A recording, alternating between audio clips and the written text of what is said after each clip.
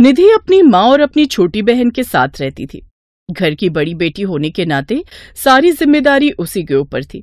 ऐसे ही एक रोज वो खाना बना रही थी, तभी उसकी छोटी बहन प्रिया उससे कहती है, क्या दीदी, फिर से वही रोज वाला खाना? अब इन सब से मुझे नहीं खाना ये सब। मेरा तो पिज्जा खाने का मन है, कभी ऐसा कुछ बनाओ ना। पिज्जा का मन तो मेरा भी है, मैंने भी बस फोन में ही देखा है उसके बारे में। अच्छा चल, पहले तू खाना खा ले, फिर दोनों पिज्जा खाने चलेंगे। क्या दीदी, कुछ भी अपने गांव में उस कल्लू हलवाई के समोसे के अलावा और कुछ खाने को नहीं मिलता। पिज्जा तो बहुत दूर की बात है। तो जब यहाँ मिलता ही नहीं है तो क्यों जिद कर रही है? दूसरे गांव में तो मिलता है ना, चलो वहीं जाकर लेकर आते हैं।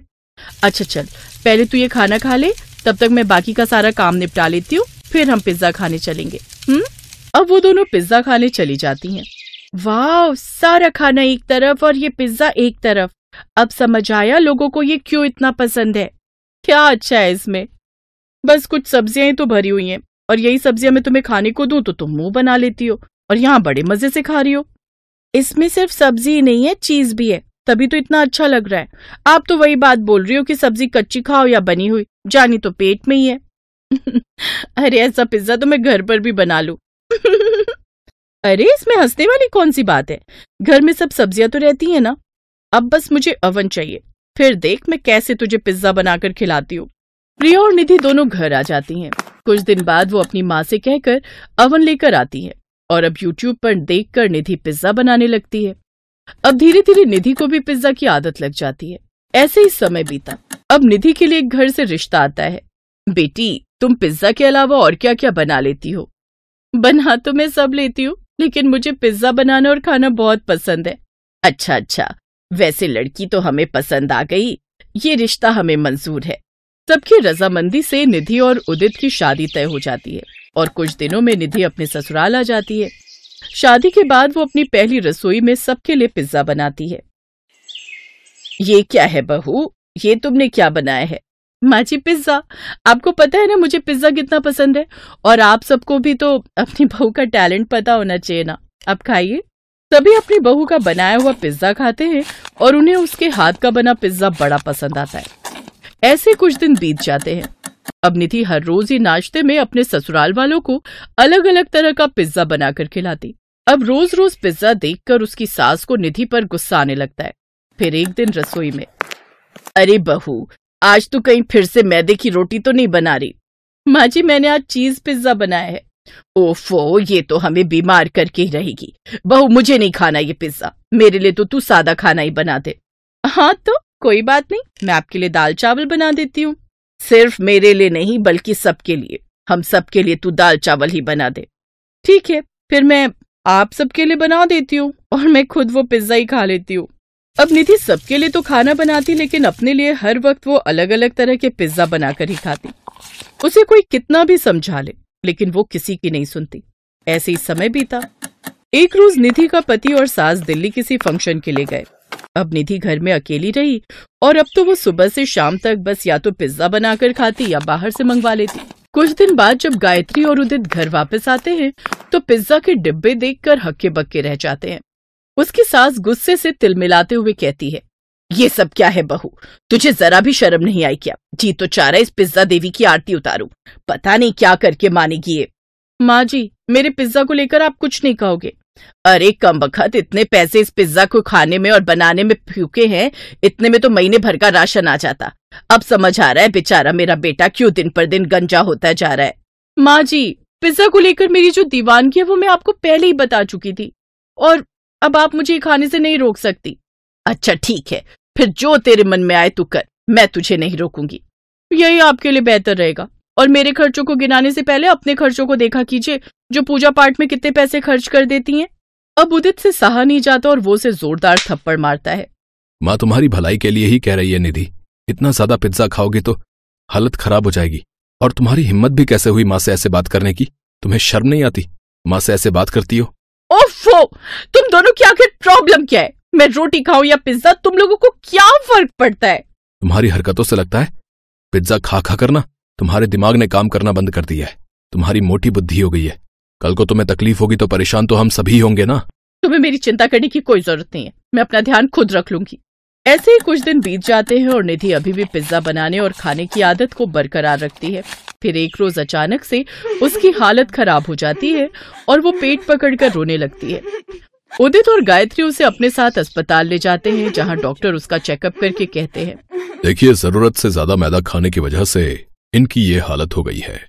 वो मैदा इनके पेट में जम गया है और इनकी हालत काफी खराब हो गई है। इनके शरीर में काफी ब्लॉकेज भी हो गई है, इसलिए इनका ऑपरेशन करना पड़ेगा। लेकिन फिर भी हम कह नहीं सकते कि ये बच पाएंगी भी या नहीं। आप लोग चाहो तो ऑपरेशन से पहले उनसे मिल सकते हो। सास और उदित उससे मिलने अंदर जाते हैं, जहां वो दर्द से कराह रही होती है। मेरे पेट में बहुत दर्द हो रहा है माँ जी। मुझे माफ कर देना जो मैंने आपकी बात नहीं मानी। मुझे लगता है मैं और नहीं जी पाऊंगी। तुम पागल हो गई हो क्या? तुम्हें कुछ नहीं होगा, तुम ठीक हो जाओगी। निधि की आंखें भर आती हैं। कुछ देर बाद डॉक्टर की टीम उसको ऑपरेशन करती है, जिससे उसकी जान बच जाती है और वो पूरी तरह से ठीक हो जाती है। उस दिन के बाद उसने हमेशा के लिए पिज्जा बनाना और खाना छोड़ दिया, और कभी मन करता भी खाने का तो वो कभी कभार साल में 1-2 बार ही खाती। इसीलिए कहते हैं किसी भी चीज की अति भी नुकसानदायक होती है। नागपुर में रतन नाम का एक आदमी अपनी पत्नी रजनी और बेटी सोमा के साथ रहता था। रतन की पिज्जा शॉप की एक छोटी सी दुकान थी, जिसमें वो पिज्जा बनाकर बेचा करता था। उसके हाथ के पिज्जा खाकर गांव में सभी उसकी जमकर तारीफ करते थे। वाह भाई, क्या स्वाद है रतन भाई। हाँ, कमाल का पिज्जा बनाते हो भैया तुम तो। भले ही तुम्हारी दुकान थोड़ी छोटी है, लेकिन सस्ते दाम होने के कारण हम गरीब भी इस पिज्जा का आनंद ले सकते हैं। हाँ, ये तो बस आप सबकी दुआएं और ऊपर वाले की मेहरबानी है, जो दाल रोटी का गुजारा निकल ही आता है। रतन अपनी छोटी सी दुकान से थोड़ी बहुत कमाई कर लेता था, जिससे वो बहुत खुश था। लेकिन एक रोज जब वो दुकान में अवन में पिज्जा बना रहा था, वो अचानक से अवन में ब्लास्ट हो गया और उसकी पूरी दुकान में आग लग गई। साथ ही रतन भी उस आग की चपेट में आ गया। बचाओ बचाओ! आग में झुलसने के कारण रतन के दोनों हाथ जल गए। अब उसने बिस्तर पकड़ लिया। ये क्या हो गया रजनी? मेरी तो कुछ समझ में नहीं आ रहा। अब घर कैसे चलेगा? कमरे का भाड़ा, सीमा की स्कूल की फीस और घर का खर्चा अब कैसे होगा? ना तो दुकान रही और ना ही मैं ठीक रहा। आप दुखी क्यों होते हैं जी? आपकी जान बच गई, यही हमारे लिए काफी है। और घर की चिंता आप मत कीजिए, मैं कुछ न कुछ काम ढूंढ लूंगी। रजनी ने रतन को तसल्ली देने के लिए ऐसा कह तो दिया, लेकिन सच तो ये था कि वो खुद नहीं जानती थी कि अब उसका घर कैसे चलेगा। उसने अगले दिन से काम ढूंढना शुरू कर दिया। बड़ी मुश्किल से उसे एक घर में खाना बनाने और झाड़ू पोछा करने का काम मिल गया, जिससे उसे कुछ आमदनी होने लगी। लेकिन एक रोज, रजनी, ये लो तुम्हारी पगार, अब से सारा हिसाब बराबर। अब से कल तुम काम पर मत आना, क्योंकि इनका ट्रांसफर दूसरे शहर में हो गया है और अब हम सब वहीं शिफ्ट हो रहे हैं। ये सुनकर रजनी परेशान हो गई। उसने कहीं और काम ढूंढने की बहुत कोशिश की, लेकिन उसे कहीं काम नहीं मिला। माँ, बहुत दिन हो गए पिज्जा खाए हुए। जब से बाबा की दुकान चली है तब से हमने पिज्जा खाया ही नहीं। आज मेरा मन पिज्जा खाने का कर रहा है, तुम मेरे लिए बना दो ना पिज्जा। लेकिन वो बनेगा किसमें? मशीन तो। तभी उसकी नजर रसोई में रखी बड़ी कढ़ाई में जाती है, जो उसकी माँ ने उसे दहेज में दी थी। पिज्जा? हाँ, बन जाएगा पिज्जा। रजनी जल्दी से बाजार जाती है और पिज्जा बनाने का जरूरी सामान ले आती है। फिर घर पर ही कढ़ाई में पिज्जा बनाकर तैयार करती है।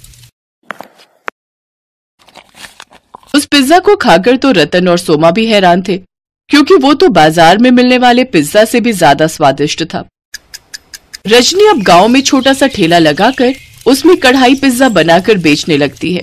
उसके ठेले पर कढ़ाई पिज्जा का स्वाद चखने के लिए पहले ही दिन लोगों की भीड़ लगना शुरू हो जाती है और कढ़ाई पिज्जा खाकर तो वो सब खुशी हो जाते हैं। वाह वाह भाई वाह, क्या स्वाद है!